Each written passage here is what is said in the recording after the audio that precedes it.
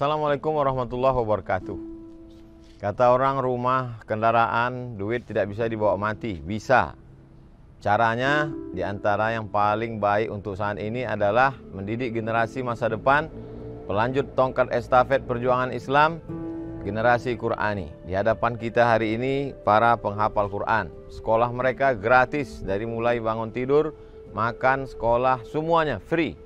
Mari kita support program wakaf Rumah Quran Nurul Azhar.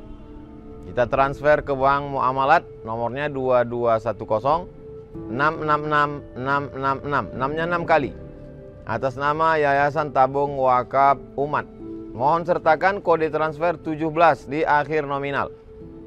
Jangan lupa telepon kontak nomor admin berikut ini, 0852 6541 6060. Berkah selalu. Terima kasih. Assalamualaikum warahmatullahi wabarakatuh.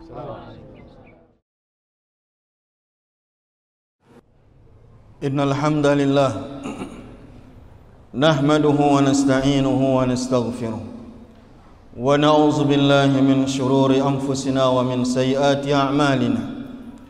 May yahdihillahu fahuwal muhtadi wa man yudlil falan tajida lahu waliyan mursyida. Nashhadu an la ilaha illallah wahdahu la syarika lah wa nashhadu anna Muhammadan abduhu wa rasuluh allazi la nabiyya ba'dah. Allahumma fassalli wa sallim wa barik ala habibina al-mustafa sayyidina wa maulana Muhammadin ibni Abdillah.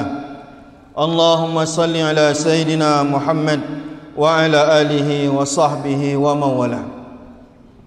Ma'asyiral muslimin, usikum bi taqwallah faqad fazal muttaqun. Qala Allah ta'ala fi kitabihil karim, a'udzu billahi minasy syaithanir rajim. Ya ayyuhalladzina amanu taqullaha haqqa tuqatih wa la tamutunna illa wa antum muslimun. Wa qala ta'ala وَمَا كَانَ الْمُؤْمِنُونَ لِيَنْفِرُوا كَافَّةً فَلَوْلَا نَفَرَ مِنْ كُلِّ فِرْقَةٍ مِنْهُمْ طَائِفَةٌ لِيَتَفَقَّهُوا فِي الدِّينِ وَلِيُنْذِرُوا قَوْمَهُمْ إِذَا رَجَعُوا إِلَيْهِمْ لَعَلَّهُمْ يَحْذَرُونَ. Hadirin sedang Jumat yang Allah muliakan, kita awali khutbah ini memuji Allah Subhanahu wa taala sebagai ungkapan rasa syukur dan rasa puas kita terhadap apapun yang Allah takdirkan pada kita. Semoga Allah Subhanahu wa taala selalu memberikan lindungan, memberikan hidayah, taufik dan inayah kepada kita, sehingga setiap waktu kita lewati dengan cara yang Allah sukai, yang menjadi penyebab Allah menganggap kita sebagai orang-orang yang bersyukur atas nikmat-nikmat Allah Subhanahu wa taala. Kita juga berselawat kepada Rasulullah sallallahu alaihi wasallam. Allahumma salli ala sayidina Muhammad wa ala alihi wa sahbihi wasallam. Kita terlebih dahulu mengajak semuanya untuk bertakwa kepada Allah, meningkatkan ketakwaan dengan menjalankan segala perintah Allah Subhanahu wa taala dan berusaha menjauhi apapun larangan Allah, baik yang besar maupun hal-hal yang kecil. Mudah-mudahan dengan tingkat ketakwaan ini kita layak mendapatkan nikmat-nikmat di dunia, sebagaimana yang Allah janjikan, wa may yattaqillaha yaj'al lahu makhraja wa yarzuqhu min haitsu la yahtasib. Barang siapa yang bertakwa kepada Allah, Allah akan berikan jalan keluar dari semua permasalahan hidupnya, dan Allah Subhanahu wa taala akan memberikannya rezeki bahkan dari jalur yang tidak dia sangka sekalipun. Dan kelak di akhirat kita juga membutuhkan ketakwaan ini, sebagaimana yang Allah katakan, innalil muttaqina inda rabbihim jannatun naim. Hadirin sidang Jumat yang dimuliakan Allah Subhanahu wa taala, tidak semua orang mendapatkan kesempatan untuk belajar. Tidak semua orang mendapatkan kesempatan menjadi orang alim. Tidak semua orang memiliki kesempatan yang sama untuk menjadi ulama, karena semua kita punya tugas masing-masing. Semua kita punya kesibukan yang berbeda. Kesibukan-kesibukan kita yang berbeda ini membuat kita juga berbeda kesempatan untuk mendapatkan ilmu pengetahuan dan kesempatan untuk mengikuti majlis taklim dan belajar menuntut agama Allah ini. Oleh karena itu, hal yang perlu kita garis bawahi dan kita sadari adalah bahwa semua kita tidak memiliki pengetahuan dengan level yang sama terhadap agama ini. Tidak semua kita adalah ulama. Tidak semua kita layak menjadi mujtahid. Ada mungkin di antara kita hanya sekedar sebagai orang awam karena kejarangannya dia untuk menuntut ilmu. Oleh karena itu, perlu kita menyadari di mana sebenarnya posisi kita. Apakah kita posisinya adalah seorang mujtahid yang mampu untuk menggunakan dalil-dalil yang ada dalam Al-Quran maupun hadis Rasulullah SAW ketika menyelesaikan suatu masalah? Atau kita cuma orang yang biasa, sekedar mendengarkan majelis ilmu dan kadang paham, kadang kita tak paham apa yang disampaikan ustaz, cuma melepaskan kewajiban kita hadir untuk menuntut ilmu. Maka di mana posisi kita? Hal yang kedua perlu kita sadari adalah bahwa memang tidak semua kita akan bisa berada pada level itu, karena kesempatan kita untuk belajar itu juga berbeda-beda. Di zaman Rasulullah SAW tidak semua sahabat berangkat untuk melaksanakan perang. Di antara mereka ada yang diperintahkan untuk belajar. Sebagaimana ayat yang kita bacakan tadi, ayat itu berbicara tentang Allah tidak menyuruh semuanya untuk berangkat berperang, agar sebagian menuntut ilmu. Dan orang-orang yang menuntut ilmu ini kelak yang akan mengajarkan orang-orang yang mungkin tidak memiliki kesempatan yang sama untuk menuntut ilmu. Maka dari sini bisa kita pahami dan kita melihat, bahkan di kalangan sahabat pun tidak semua sahabat memiliki level keilmuan yang sama. Mungkin ada ulama-ulama di kalangan sahabat yang sering dijadikan rujukan oleh sahabat-sahabat muda maupun sahabat-sahabat senior. Tapi tidak semua sahabat memiliki pengetahuan yang sama. Sebutlah Ibunda Aisyah radhiyallahu taala anha yang banyak dirujuk ketika ada permasalahan-permasalahan besar. Sebutlah Ibnu Umar radhiyallahu taala anhu, alim di kalangan sahabat. Sebutlah Muaz bin Jabal yang merupakan alim di kalangan sahabat. Maka sahabat-sahabat yang lain yang tidak sealim sahabat-sahabat ini, mereka tetap bertanya kepada sahabat-sahabat yang lebih alim ketika mereka menafsirkan Al-Quran, ketika mereka mencerna apa sebenarnya maksud di balik perkataan Rasulullah sallallahu alaihi wasallam. Ini di kalangan kelasnya sahabat. Begitu turun lagi di kelas kalangan tabi'in. Tidak semua tabi'in adalah orang alim. Tidak semua tabi'in itu adalah ulama. Apalagi sampai pada level kita ataupun pada masa kita hari ini, mungkin orang yang sudah sampai ke level ulama jauh lebih sedikit. Orang awam mungkin jauh lebih banyak, dan pasti itu jauh lebih banyak dibandingkan dengan orang alim. Maka disinilah kita melihat bagaimana pola sahabat-sahabat Rasulullah SAW ketika terjebak dalam sebuah masalah. Bagaimana Rasulullah berpesan kepada Muaz bin Jabal sebelum Muaz bin Jabal berangkat ke Yaman untuk menjadi hakim menyelesaikan masalah di Yaman. Rasulullah bertanya, apa yang akan kau gunakan ketika ada masalah? Bagaimana caramu menyelesaikan? Aqdi bi kitabillah, kata Muaz bin Jabal. Saya akan memutuskan perkara sesuai dengan apa yang ada dalam Al-Quran. Rasulullah mengatakan, jika tak ada dalam Al-Quran, bagaimana kamu menyelesaikan masalah? Saya akan lihat dalam sunnah Rasulullah SAW. Jika tidak ada dalam sunnah Rasulullah, bagaimana kamu menyelesaikan masalah? Ajtahidu bi ra'yi, maka saya akan berijtihad. Maka Rasulullah memukul dada Muaz bin Jabal untuk mengisyaratkan dia setuju apa yang menjadi pilihan Muaz bin Jabal. Di sini kita bisa pahami bahwa tidak semua perkara ada jawabannya dalam Al-Quran secara tekstual, dan tidak semua perkara ada jawabannya dalam hadis Rasulullah SAW secara tekstual. Maka ketika kita terbentur dengan masalah-masalah, maka jalan keluarnya adalah ijtihad. Pertanyaannya adalah, apakah semua kita sudah punya kapasitas untuk berijtihad? Tidak ada di antara kita, mungkin satu pun di antara kita hari ini tidak ada yang sampai ke level mujtahid. Karena untuk sampai ke level mujtahid, kita harus paham semua seluk-beluk yang ada dalam Al-Quran. Untuk sampai mujtahid, kita harus paham semua hadis-hadis Rasulullah SAW, setidaknya sebagian besarnya. Untuk menjadi mujtahid, kita harus menguasai usul fikih. Untuk menjadi mujtahid, kita harus betul-betul paham bahasa Arab. bukan sekedar berbicara, tetapi semua makna-makna yang terkandung dalam bahasa Arab itu kita pahami, baik itu balaghahnya maupun hal sastra-sastra yang terkandung dalam bahasa Arab. Kalau satu pun syarat tidak terpapar dalam diri kita, bagaimana kita bisa merujuk satu masalah langsung kembali ke Quran dan Sunnah? Maka ini adalah suatu kebodohan. Maka hari ini orang berani mengatakan, ayo kita kembali Quran dan Sunnah. Semua kita wajib kembali Quran dan Sunnah. Haram kita merujuk kepada sumber-sumber lain. Sebagai seorang Muslim, rujukan utama kita adalah Quran dan Sunnah. Tapi karena kedangkalan otak kita, kerendahan kapasitas ilmu kita, maka kita tak bisa langsung ke Quran dan Sunnah. Maka caranya adalah ikutilah pendapat ulama untuk memahami Al-Quran dan Sunnah. Itulah baru kalimat yang benar, agar kita tak terjebak dengan kalimat-kalimat kembali Quran dan Sunnah ini. Maka tidak ada yang salah dengan kalimat itu, tidak ada yang salah dengan kampanye itu. Memang wajib bagi kita kembali Quran dan Sunnah. Tetapi kembali dengan Quran dan Sunnah dengan cara apa? Apakah kita kembali Quran dan Sunnah membaca Quran terjemah langsung kita amalkan? Apakah sudah ada di Quran terjemahan ini penjelasan mana ayat yang sudah dinasah, yang sudah direvisi oleh Allah Subhanahu wa taala? Tidak ada jelaskan di sini. Tidak ada dijelaskan di sini mana ayat yang umum lalu mana ayat yang mengkhususkannya. Maka karena kita tidak memiliki kapasitas keilmuan di sana dan di sini pun tidak tercantum, maka kita perlu di sana ada ilmu, dan ilmu itu cuma ada di kepala para ulama yang mujtahid.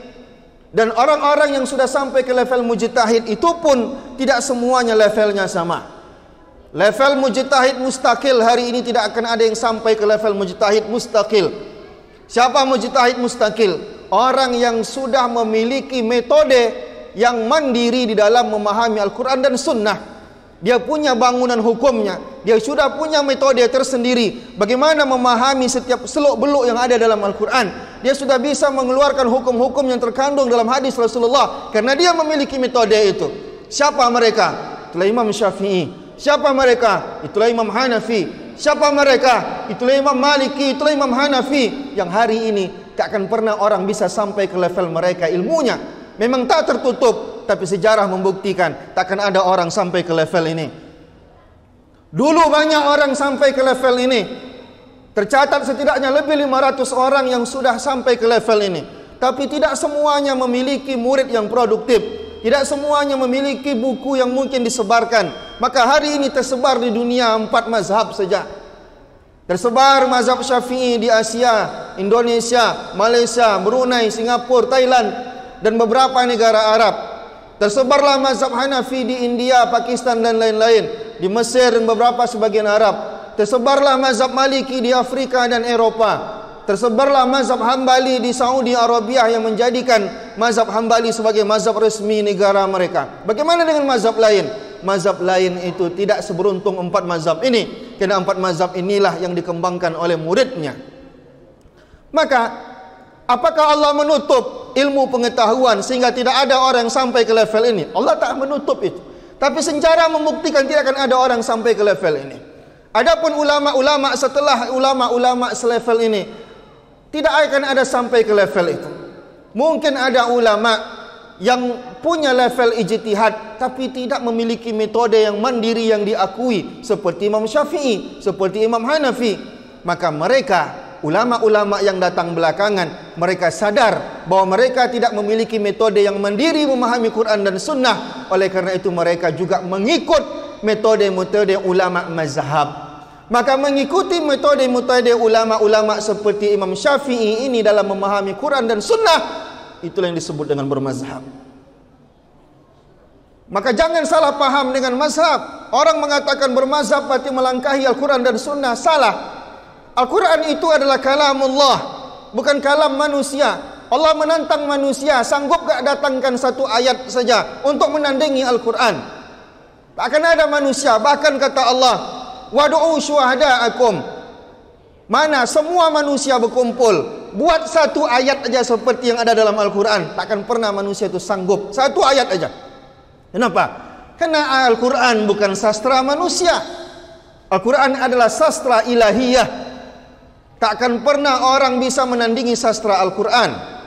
Rasulullah SAW dapat mukjizat jam'ul jawami'ul kalim. Kalimat-kalimat sederhana yang dikeluarkan Rasulullah tapi bermakna luas. Penjelasan-penjelasan yang butuh kalimat yang banyak sanggup dirangkum oleh Rasulullah dengan kalimat yang singkat. Ini Rasulullah sallallahu alaihi wasallam. Maka kalam Allah, kalam Rasulullah takkan mungkin bisa dicerna oleh manusia biasa, kecuali manusia itu sudah punya pengetahuan dan dasar ilmu yang cukup untuk memahami Al-Quran dan Sunnah ini. Maka kita sebagai orang awam, perkataan ulama adalah dalil bagi kita. Karena kita tidak paham baca Al-Fatihah, kita bisa baca ayat ini, tapi apa yang hukum yang ada di balik ayat ini? Kita tidak tahu apa hukum di balik ayat itu. Dan kita tak diwajibkan semua orang memahami apa hukum-hukum yang dibalik ayat itu. Maka ada orang-orang yang dianugerahi oleh Allah Subhanahu wa taala pengetahuan.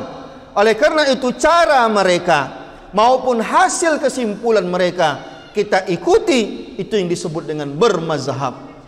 Maka kalau kita ikut metode Imam Hanafi di dalam memahami Al-Quran, memahami hadis dan menyelesaikan masalah dengan berdalil di Quran dan hadis, caranya kita ikuti, maka itu disebut dengan bermazhab Hanafi. Atau hasil kesimpulan Imam Hanafi yang tercantum dalam kitabnya kita amalkan, itulah metode mazhab Hanafi. Oleh karena itu, ulama-ulama yang datang belakangan bisa saja walaupun pakai metode mazhab Syafi'i, tapi bisa saja untuk hal-hal kecil berbeda pendapat dengan Imam Syafi'i. Karena Imam Syafi'i bukan sumber hukum. Imam Syafi'i metode-metodenya kita pakai untuk memahami yang hukum-hukum yang ada di balik Al-Quran maupun hukum-hukum yang ada di balik sunnah Rasulullah sallallahu alaihi wasallam. Jangan sampai kita keliru. Jangan sampai kita terjebak dengan kata-kata kembali Quran dan sunnah. Tetapi justru kita menafsirkan nanti Al-Quran dan sunnah sesuai dengan selera kita. Maka cara yang benar adalah ikutilah kalam ulama. Kita tak bisa langsung sampai kepada Imam Syafi'i. Maka ada guru-guru kita yang mengerti bagaimana metode Imam Syafi'i di dalam memahami Quran dan Sunnah. Ikutilah dia.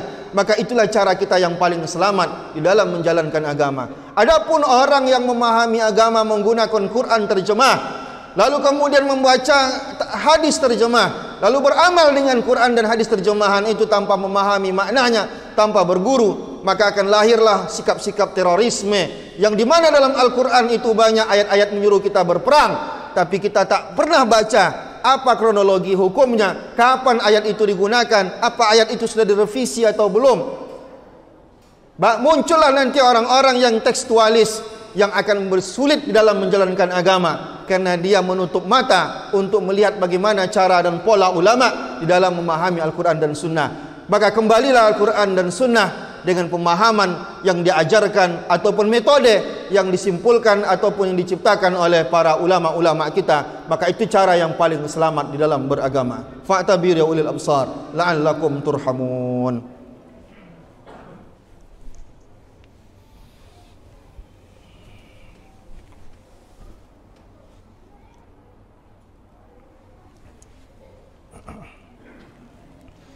Alhamdulillahi Rabbil Alamin. Wabihi nasta'in ala umuri dunya wad din. Summa nusalli wa nusallim ala khatimil anbiya'i wal mursalin Sayyiduna wa maulana Muhammadin wa ala alihi wa sahbihi ajma'in. Ma'asyiral muslimin, usikum bitaqwallah faqad fazal muttaqun. Qala Allah Ta'ala fi kitabihil karim, a'udzu billahi minasyaitonir rajim. Ya ayyuhallazina amanu taqullaha haqqa tuqatih wa la tamutunna illa wa antum muslimun. Innallaha wa malaikatahu yusalluna 'alan nabi.